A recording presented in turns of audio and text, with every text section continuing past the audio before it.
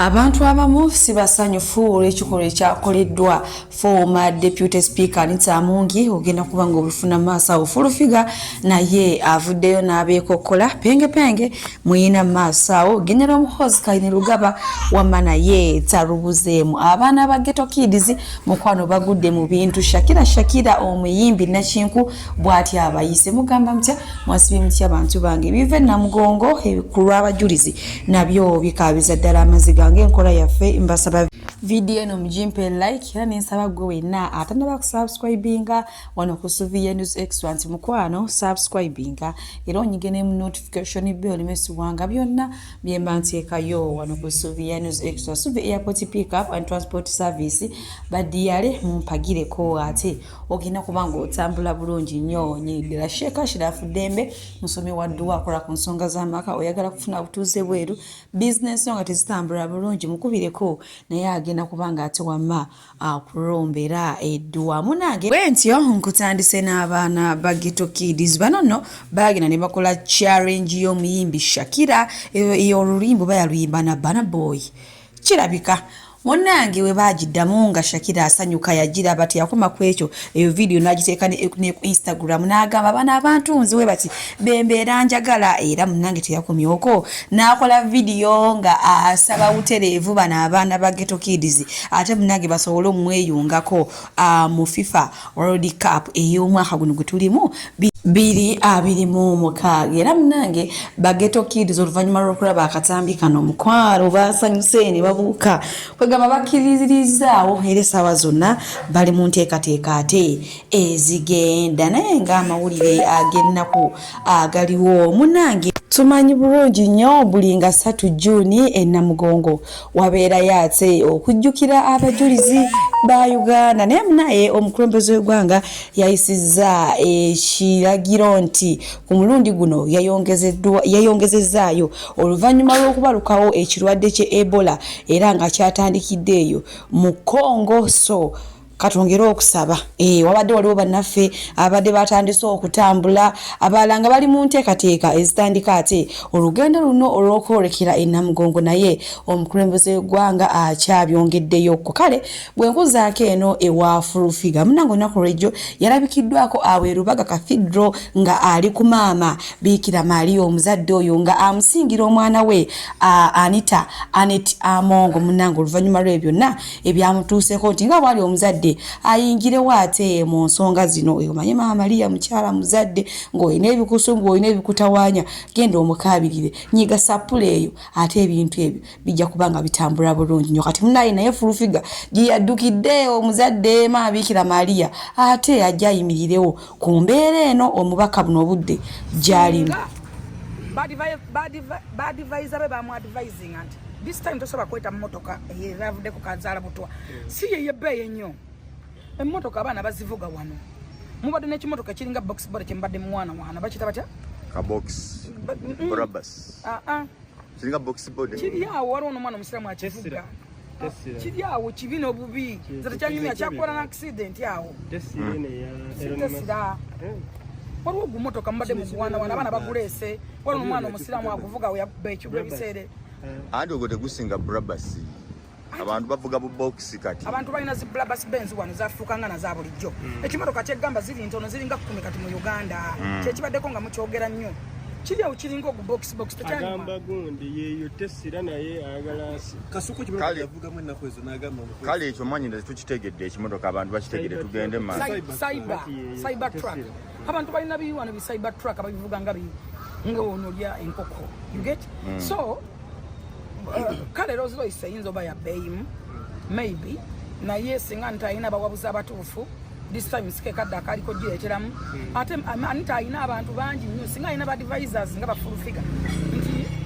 ayina bainvestor bajja wano abazungu bali wano so wajjukulya munyane muzungu Furufiga yes musanyufu wadde n'akatono olw'ekikolwa ekyakoleddwa former deputy speaker Anita Amongi nti ekyamazima bandibadde babiyisizeeyo bbali naye nga ne batabiteeka mu public we batyo nga ye bamukozi ne bamutuuka okumutwala mbunga omubbi w'akasimu bibadde bigambo bya Furufiga Pickup and Transport Service bakasitoma baffe abalungi nyongera okubajjukiza nti emiwendo gyo twagisaliddeko ddala nga woolabaawo ate nsiiba nti bagamba nti bookinga Suvi Airport Pickup and Transport Service mukwano nze siseererako ddala oyagala kugenda mu kyalo oyagala kukima mu kyalo oyagala genda ku pate oyagala genda ku birthday oyagala kulya ku zizo kiki oyagala okola oyagala kunona ku kisaawe oyagala kutwala ku kisaawe bookinga Suvi Airport Pickup and Transport Service ate badiyale wojja nongamba munange baddala Suvi sente zonna zirabye naye ekyamazima siziwezaawo nja kusalirako oba okitegeera kati so gwe wenna atanaba ku bookinga Suvi Airport Pickup and Transport Service ono ng'ojja n'akusalira nako olinze eki mukwano bookinga Suvi tweyongere tukyali ku nsonga zezimu eza former Deputy Speaker Anita Amongi munange bino byo simanyi na kumanya bintu biwanvuye nnyo penge mwena maaso wano ng'ate ayina byagamba oba yeefudda wabula oba yeefudda abuulirira oba yeefudda atangaza ku General Muhoozi Kayine Rugaba ngenda kubanga naye mubalekirako maaso wano nammwe ate mwongere okumwerabirako si bigambo byange apaana wabula penge mukwano bigambo bino byayogera kamba siwulire wano omukama abankuume The soma ko bunamaje ndi muntu civilian njagala nnyo ensi yange ojagala newe njogera ebintu njogerera abantu bangi nnyo abampuliriza era abanzikiriza kitegeza ntumiddwa tuli mu kwemulugunya ebintu byoli nkulaga eggwanga nti nno olyagala nnyo muli mu kulwanisa nguzi ssebo olimba muganda wange ssebo olimba fe tuli basajja basiru abanegere tuli bawammana tulitegeera ssebo tutufuula basiru uliriza pita 006 sizidemu NUP pangalira Stockholm Sweden nga njagala nnyo ensi yange oyagala ensi nga tonna genda ku kyanguzi esaana fe twogere tukoye gasiya wammwe gwe muli mu updatinga esaawa zino Anita Amongi tusimanyi mu tukabagifunye esaawa zo mwenze mu parliament mwena tula mtuka kati musanze simanyi zigistwing z'abadamba leza golodi byonna mugenda kubijjayo tuli wano tulugambe ekintu kimala tukiremedeko tuli ku nsonga emu muganda wange abasajja bakyasinza okubba eggwanga lino nchiddamu Muhoozi video ne kyakutuuka ko njagala bagitsalessalemu bagikutambulize abasajja bakyasinza okubba eggwanga lino bakojjaabo bakwano bataatawo babikwano gyo tozaalirwa ku guno omulembe gwa Anita Amongi osobola mu neguzo wakagitegeera bannayuganda temukyamuukirira bana abasajja balina bye bayisaawo oyo omuvubuka oba oyo omusajja oba oyo General Muhoozi nga we yeeyita akulidde oba ayonsa ebbeere ly'obulyake n'obukenusi ebyobugagga Muhoozi taatawo byalinako obuyinga tetakola byebisinga obungi taatawo akolawo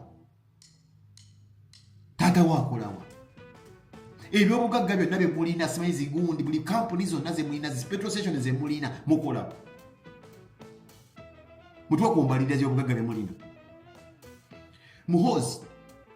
tweyanziza nnyo omulimu gwe weefudde nti okola olwanisa nguzi na buli yake mu ggwanga naye okujjako nga taatawo mutaddemu omuguwa lino eggwanga mwali badda mwali malalo your father your mother your uncles mikwano gyammwe be mwasoma nabo baani bonna be musiiba nabo mwemanyi nga makakundi kammwe mwe mukyasinza okubba eggwanga gweyagala kungamba mwe Anita Amongi ebyabbibi ebisinga omunauganda okubeerawo mu nsi nga mubbesereza amasannyalaze nga ffe twalibadde mu nsi mu Africa abasinga okuba n'amasannyalaze naye omunauganda saasobola kwafuninga amasannyalaze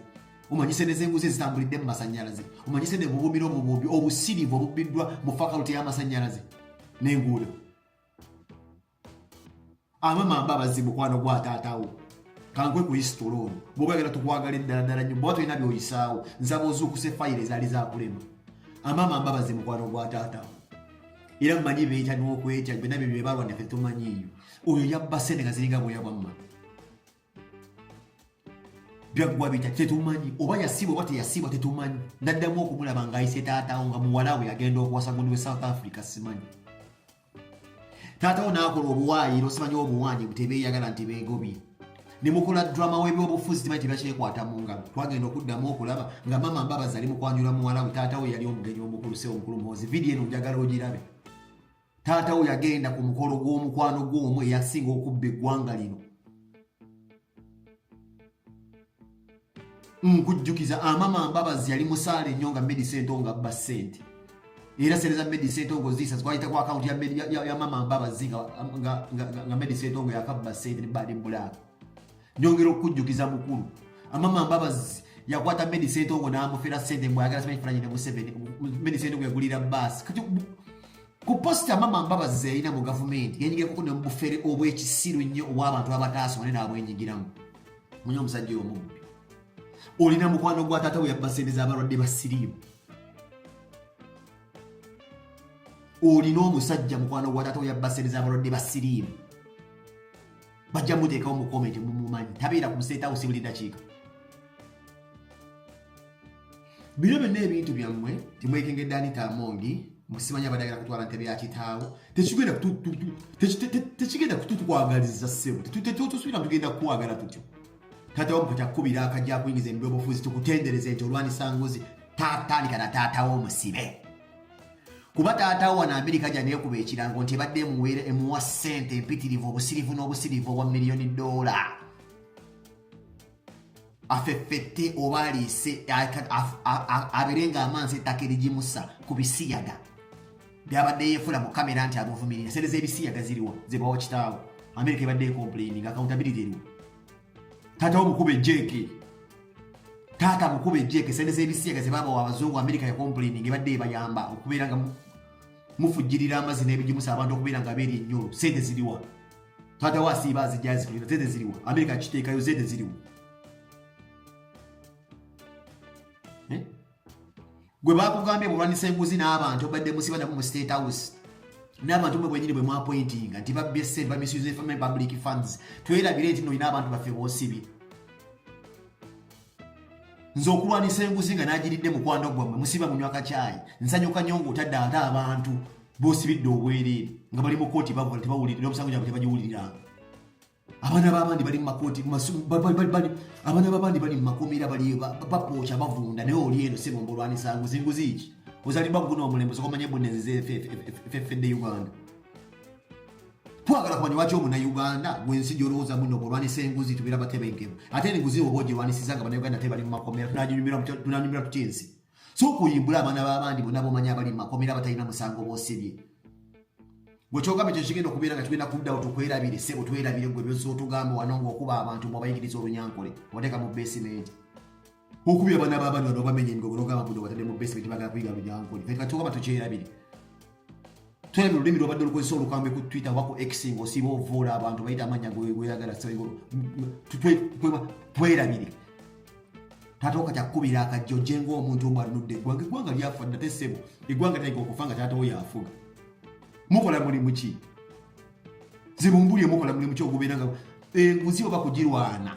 naawe kennyini weerwane. Olina ssente ne position gy'olimu nga olina ebintu privileges ofuna tolina zifuna. Ng'ezo zonna ntuyo za muntu wa wansi ali mu kubonaabona. Abasajja babbye ssente zino abasajja bakojja abo baani? N'owulira nti baalo simanyi baalo bwabwo mulina amannya gali eyo simanyi muganda wa maama wammwe simanyi ono simanyi kojjaawo mubbye ssente. Kati kambuuze nze bwe mba nga ndaddewo akakundi ke ntaddewo ne ngamba tuli ba buloga tuvuma abantu taata wo n'agamba genda tuwa obuwumbi busatu abangenda ku accountability ensi kyoko tukibe mu taata waba yeewossa ezo ssente zisobola okuyamba eggwanga ne muzimba amalwaliro. Kati munoonya temutufuula ate basiru mulimu kunoonya simanyi accountability ya biliyoni nnyo mbabadde simanyi lwoziroyisi kyokka nga musobola okugaba biliyoni 5 eri abavu. Abalungi abatuwuliriza era abatulaba olunaku olwaleero tukyaddeko ewa Sheikh Ashraf Dembe. Ssebo nsanyusa okubalaba amannya agange nze Sheikh Ashraf Dembe akola ku bizibu by'enjawulo omuntu singa aba alina ebirwadde musomereddwa tumuwa amazzi ga lukuya nga bw'obadde ogalaba tugenda abantu ku kyoto ne twokya emizimu emibi egibabaamu n'okulomba edduwa abantu singa abeera ng'ali wano atuuse nsobola okumulombera edduwa ne waba atatuuse nga mpadde amannya ge naye ng'ali wala naneetaaze ennamba yange yeeno eri 0707363711 nammwe bannyinaffe abali ebweru oyagala okuba nti oyagala okulombera ku dduwa ng'olina ebizibu viza zibuze amaka gakolongotana sente zikola zimpita mu ngalo ojja kumpeereza ekifaananyi kyo n'amannya go ebyo byokka bijja kummala nja kukulombera edduwa ojja kutereera olunaku olusembayo mu mwezi mba n'edduwa eyawamu ffenna n'abalwadde bange abakadde n'abapya. Assalamu alaikum warahmatullahi wabarakatuh.